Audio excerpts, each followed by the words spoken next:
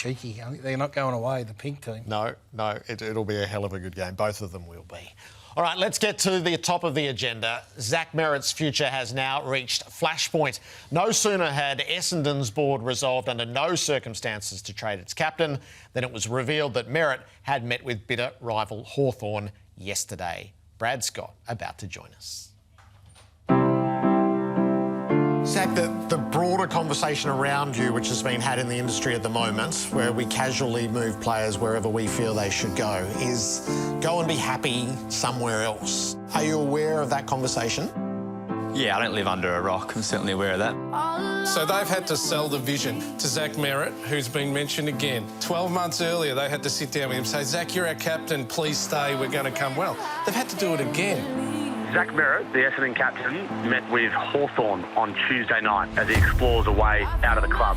You've been linked to Zack Merrett. Any truth to that? I'm not sure. You have to talk to the list management guys about that. But, I mean, I hope that they are working behind the scenes on improving our list. That's what their job is, and I hope they're going about that.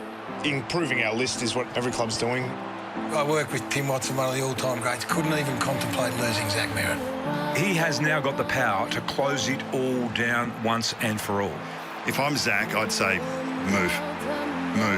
Because if you thought about it this often for this long and you feel like it's not going to happen, well, then you've got to have the strength of your convictions. You've got to move. I just can't believe in a world where they can let their best player, captain, go. Classy stuff from the skipper. You just absolutely unequivocally putting that to bed and saying that's just made up, that stuff? Yeah, I'm all in. I'm contracted for 2 more years. I'm the captain of the footy club. I want you to stay.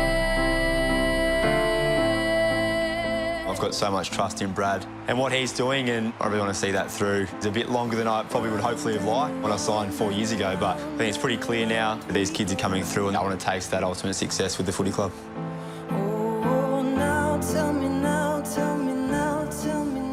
This has played out at this desk at various stages this year, and so it is tonight. Brad Scott, welcome. Thanks, Jared. Thanks, Gary. Were you blindsided by Zack's meeting with Hawthorn?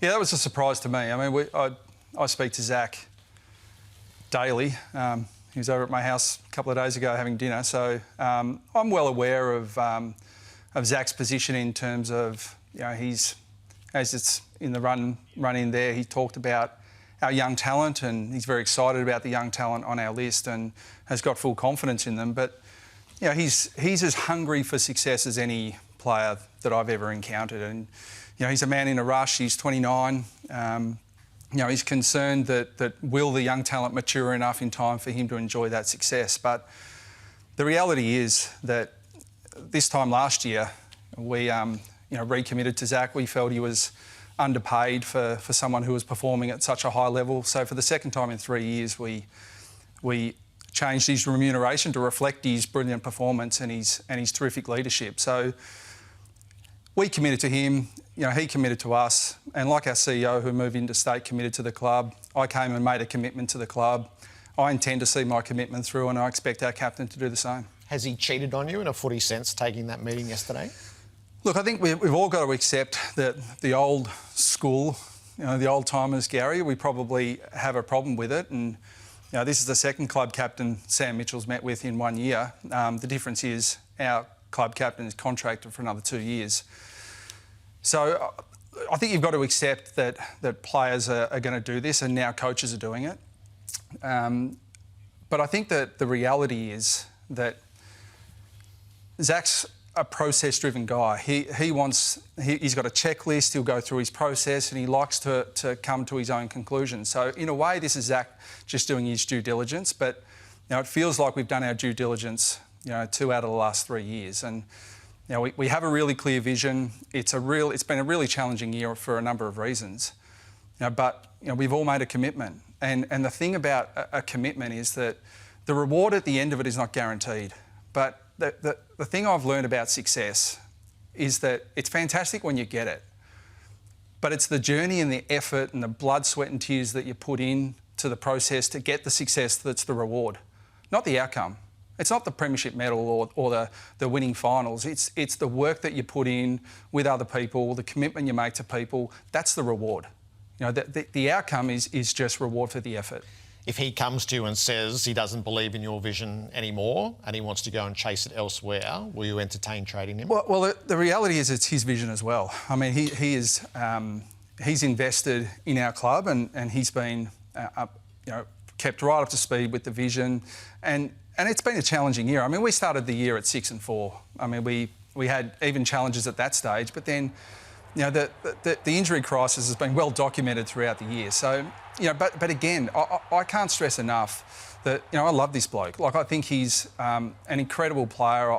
I've rarely seen anyone like him, and our own playing group almost make fun of me for constantly, referring to Zach and his on-field deeds.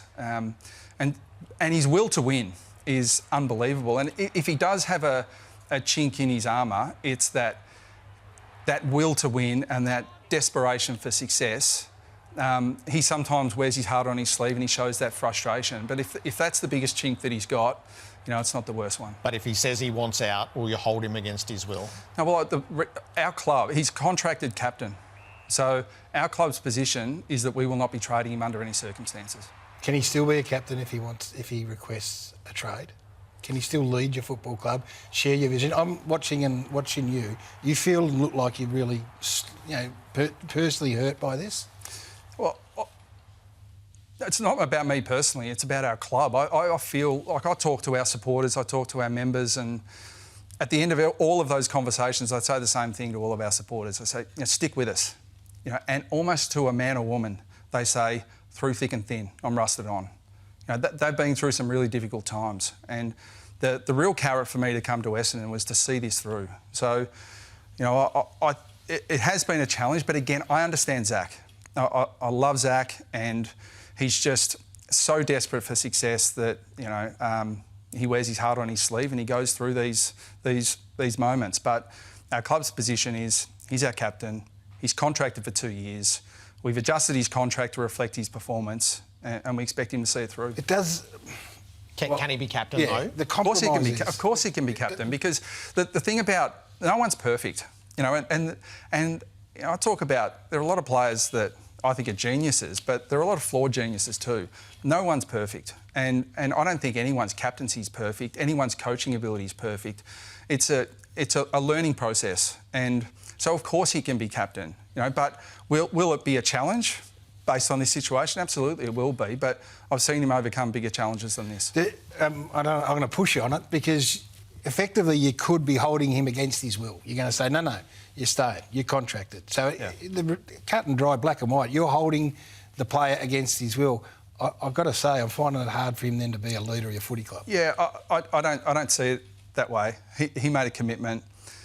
Players and a lot of agents are running at the moment with just sign long-term contracts, and if you want to move, we'll move you. Well, that's not the world I live in. The world I live in is you make a commitment and you see it through. Are you disappointed that it's got to this in him? I know you love him. You say you love him, the players say you love him to the point where it's embarrassing, yet he still is exploring. Does that disappoint you? Yeah, well, I know it's probably it's not a great analogy, because, your family's your family, but, your players are they feel like surrogate family, and in a way, I treat them like I treat my kids, and my kids make mistakes all the time. I'm still their father, and I'm still his coach, and my job is to lead the club, and to have Zach by my side helping us through this difficult time is really important.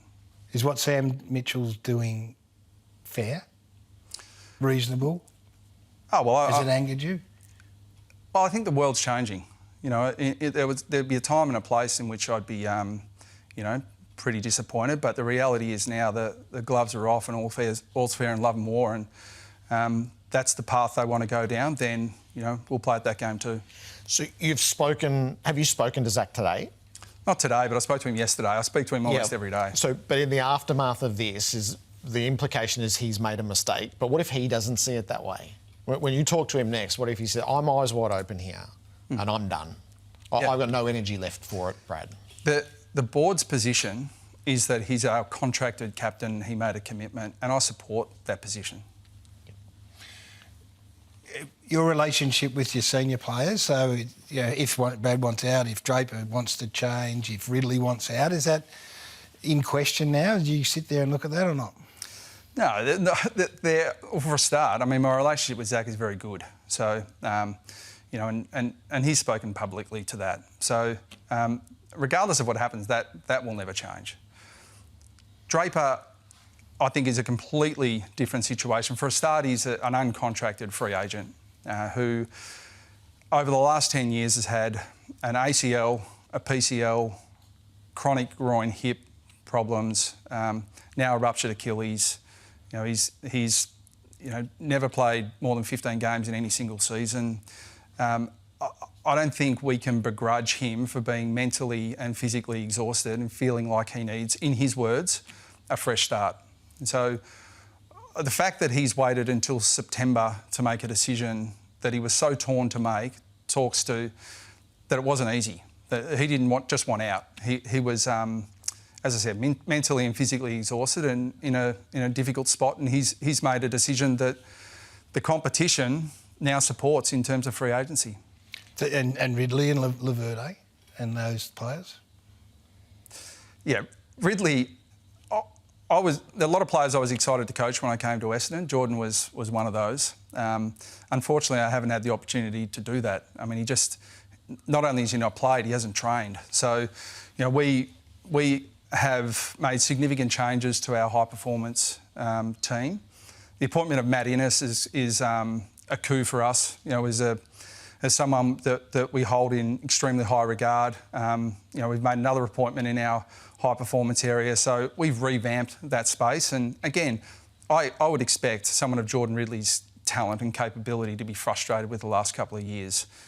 But again, we went back, felt he was under-remunerated for the level of capability and talent that he has, and we recontracted him for another 4 years. So we made the commitment to him, and he'll be seeing out his 4 years with us. How significantly has the list strategy changed from, so you took the job in September 2022 to where we sit here now?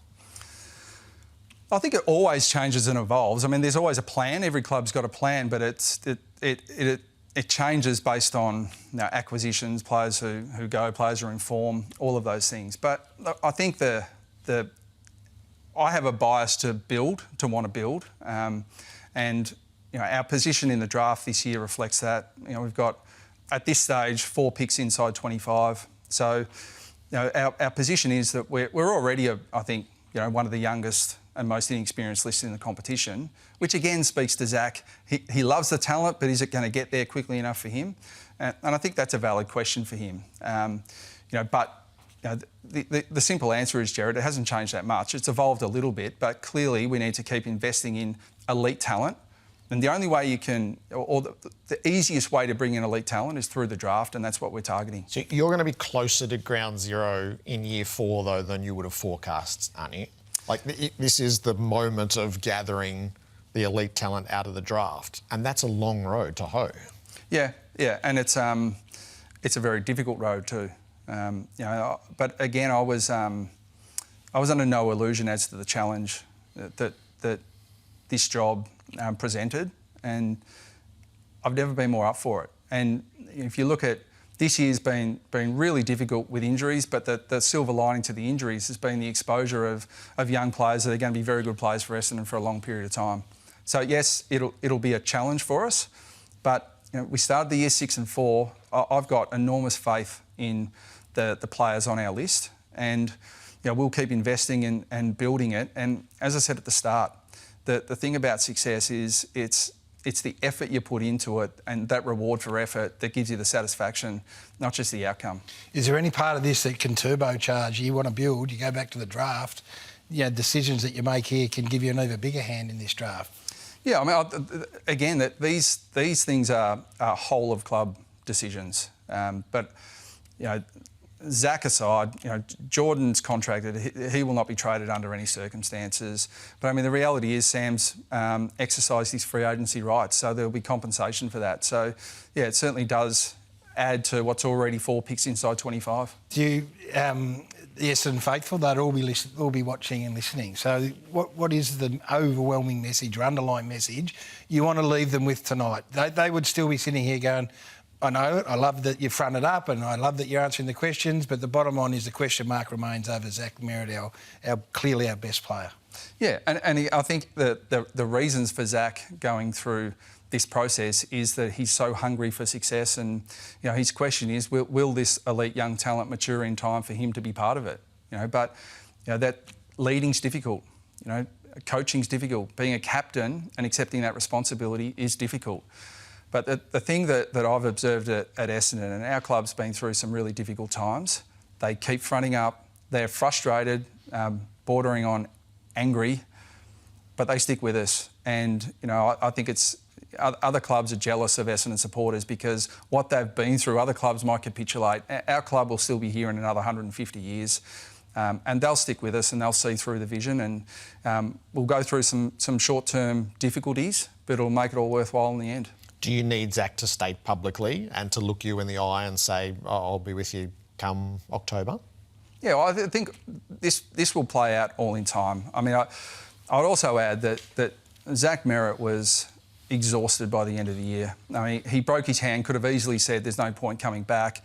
He played under duress. He is, in so many ways, such an incredible on-field leader. He needs a break. He needs a rest, and I don't begrudge him spending some time with his family and letting me do the talking at the moment. Brad, we appreciate you fronting up. Yep. Great. Good on you, mate. Thanks. Essendon coach Brad Scott with us on a tumultuous night for the footy club. Our pairing, our favourite pairing, about to join us. They know a lot about this time of year. Adam Simpson and John Longmire with the dynamics of semi-final weekends and what they learnt watching the first week of finals.